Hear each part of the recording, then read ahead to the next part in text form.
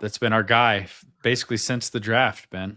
We've talked quite a bit about Trey Savage already. How much we both liked him in the draft, how surprised we were when he was still available when the Blue Jays were picking him, and how they obviously aced that pick. So I don't want to just Mhm. rehash everything, but everything we liked about him in college, he's showing now. 6'4" right-handed pitcher who comes at you from way over the top Right. with that arm slot. The opposite of what Boston is targeting with these low release point, low slot guys. He's the most extreme vertical slot you're gonna find. Yeah, well, they got one in Johnny King too. So, but they've when it plays really well for him because the fastball, the velocity is not overpowering. It's not a light fastball. It's sitting 93, 95. He'll touch a 7, Yeah. but it's got outstanding carry on it, averaging 21 Yep. inches of IVB, and then you pair that with the splitter that he throws that the bottom just falls out of. So those pitches complement each other so well. The slider is effective. He throws strikes. Just the track record throughout his career at ECU and now in Pro Bowl is outstanding, and obviously on the biggest stage that there is. So I think you've got a number 2 starter and someone who's going to step into that role right away. Right. Yeah. I wonder if I hope the strikes maintain with him because I think even in some of the outings you saw down the stretch, like when the splitter is not in the zone, when he's hesitant to throw it, you can kind of see the worst of Trey Savage is when he's more reliant on the slider and the splitter is not as much a piece of his game, but he has been so good at locating that pitch. It is such a weapon for him. I'll be curious to see like what the sort of consistency that he has start to start over the course of a whole season because I just think it's that pitch just seems like a tricky one in general. Although his is one of the better ones in the game. You're right. His track record at this point is hard to poke many holes in. The fastball plays. I would love to have him kind of topping a farm system. I think he fits in the top 20 or so, top 25 maybe range. I think he fits in the top tier of pitching prospects. I I, Definitely. I do think there are some pitchers maybe that have a little bit more ceiling than Trey Savage, but his overall combination of three pitch mix, control, track record, and proximity, he's there already. You don't have to project anything on him really. Makes him just a very complete pitching prospect. Yeah. What Then we about get into some more questions. Yeah, I mean, what a weird year for Arjun Nimmala. And Was coming off it? a Yes, and coming off a weird year in 2024 too. So yeah, I mean he's 19 years old.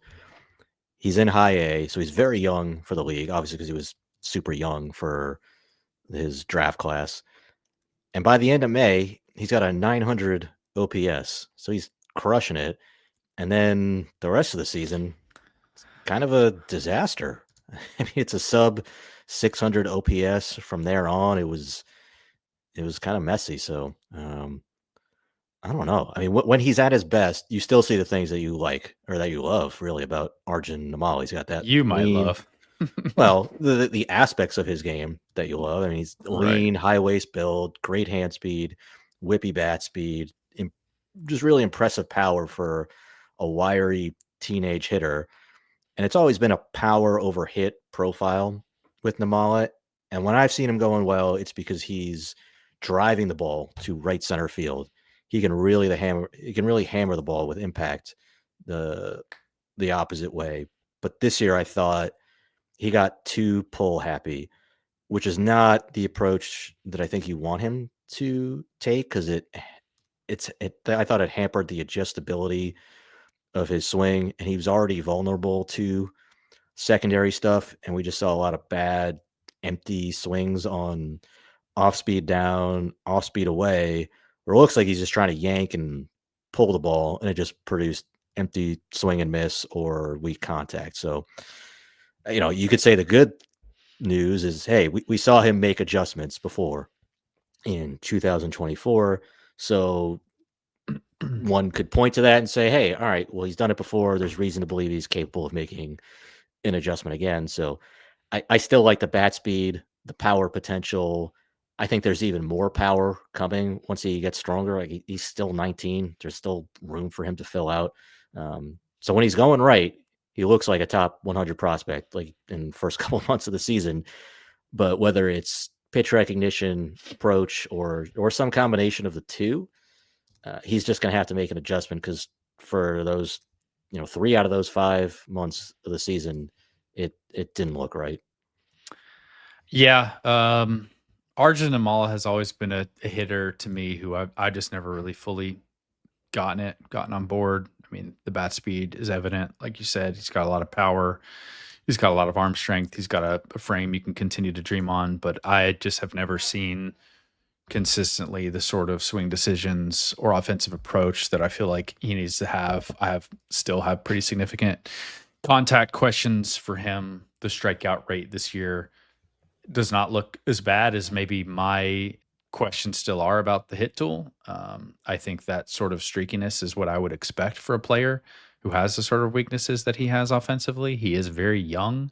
And so I think because of the bat speed, because of the youth, because of the profile, there are reasons to buy into him. I'm just still very skittish, very scared of the overall offensive approach, the overall hit tool.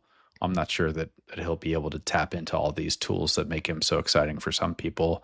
I would take JoJo Parker over him, who's right behind him on the list. That's I what I think was he's a gonna ask much more about. I think he's a much more advanced hitter. I think he's a much more advanced hitter at the same stage. I mean, he's more physical now. He also has room to add more strength. You could maybe have the age conversation.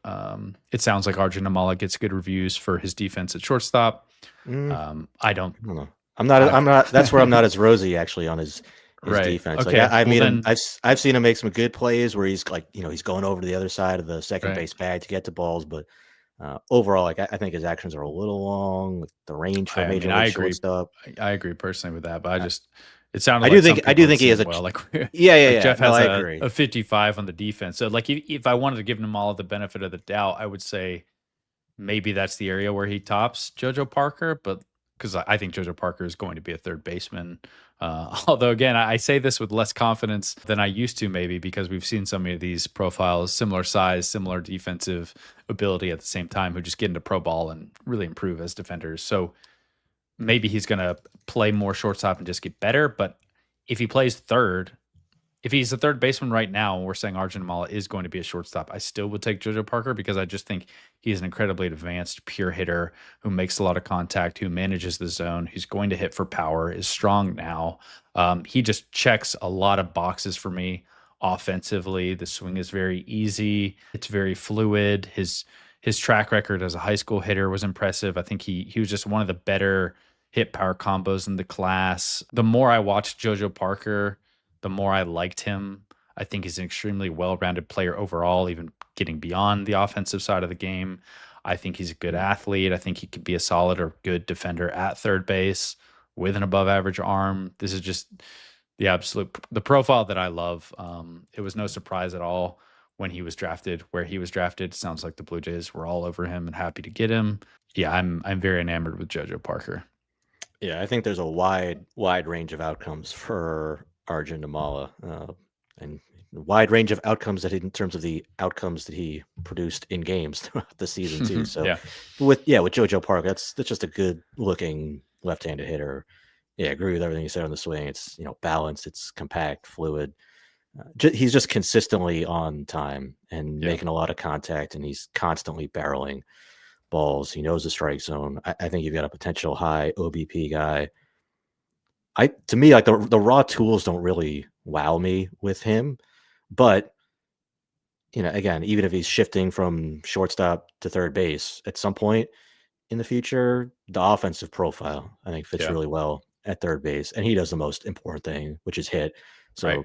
So the bat, the ability to get on base, that's to me the calling card with JoJo Parker. Yeah, I'm with you. Really, really bullish on him. I mean, how many of these players do we think are going to fit in the top 100? I would certainly want JoJo Parker.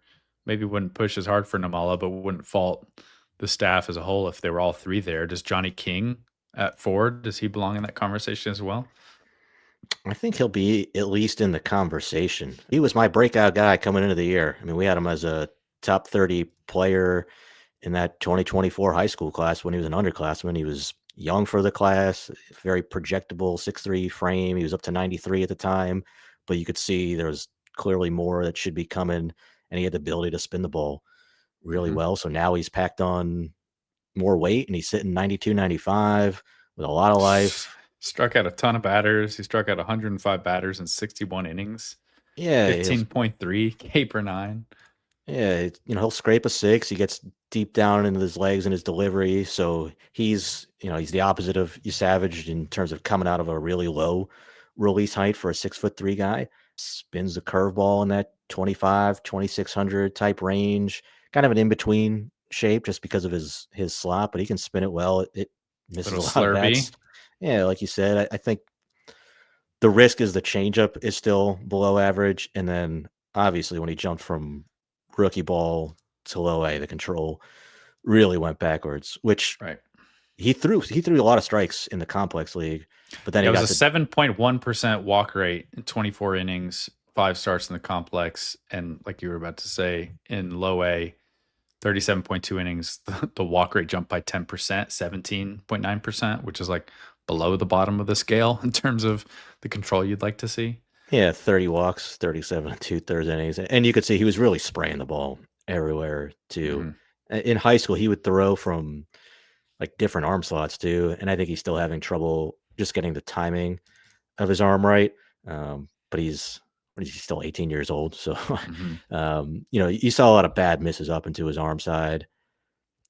I still like him a lot. He's not a top 100 prospect right now for me, but it's Yep. definitely an up arrow arm going into 2026. It does feel hard to put an 18-year-old pitcher with this kind of control question mark that he has in the top 100 right now, because I mean there are some real reliever risks. You're looking at the control, you're looking at the third pitch. If you're a lefty, you really need to have a changeup or some sort of non fastball that you can throw to righties more consistently and just locate that pitch in the zone more frequently. Diving a little into his strike rates here, forcing fastball was his best pitch to throw for a strike pretty strongly. I actually like to see that. Like his strike rate with the fastball is perfectly fine over the course of the whole season.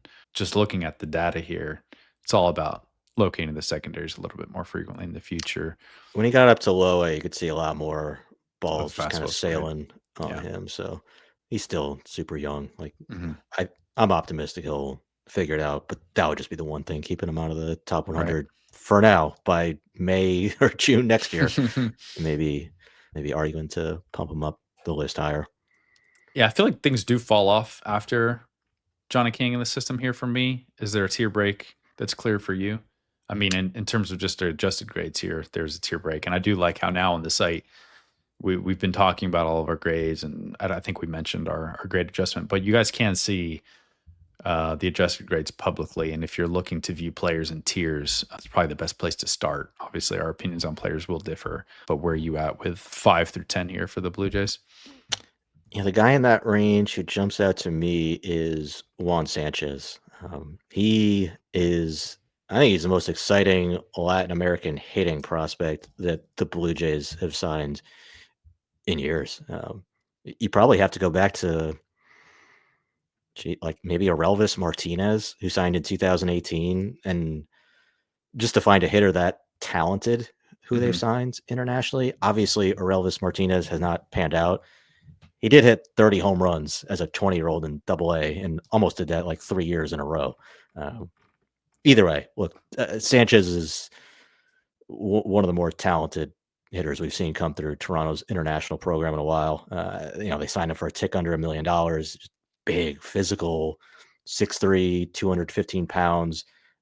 Played at 17 years old this season, and he hit 341, 439, 565 over 56 games in the DSL. 8 home runs. That was one of the highest totals in the league. You could definitely see the power as an amateur player. The question was on how much contact is he going to make? What's going to be the quality of the at bats against pro pitching? And he does get over aggressive with the chase, but he doesn't. When he is swinging at strikes, it's a low swing and miss rate.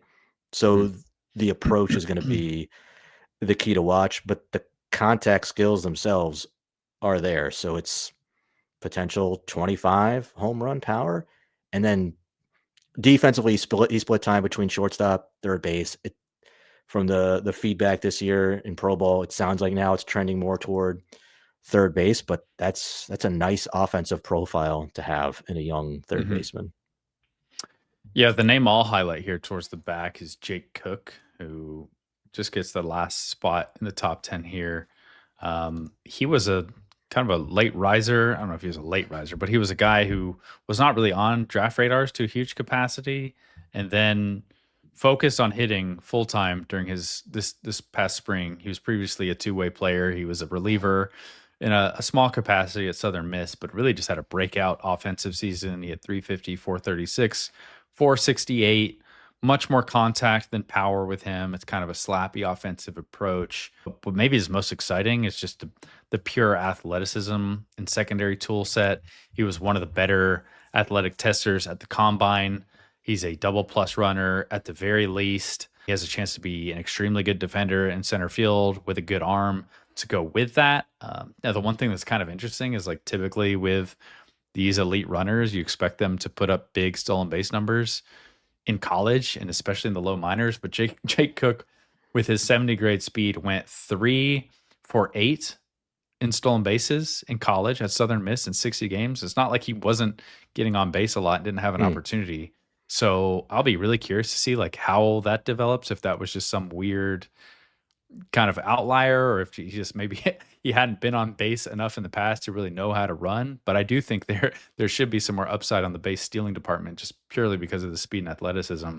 But he's kind of an intriguing guy to keep an eye on. He's a little bit older. Again, I think there's going to be some limitations offensively just because of the lack of power, but it's a fun player for sure to round out this list. Vladdy Jr. steals like 6 bases a year. That's yeah. Freddie Freeman is stealing more bags than that. So hopefully he can figure that out, because it would be a shame to have that kind of speed and not take advantage.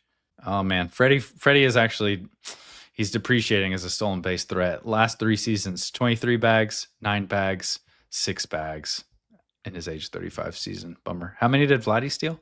Only 6. The Blue Jays are not a big stolen base team. Yeah. We did all right this year. Yeah, they were fine.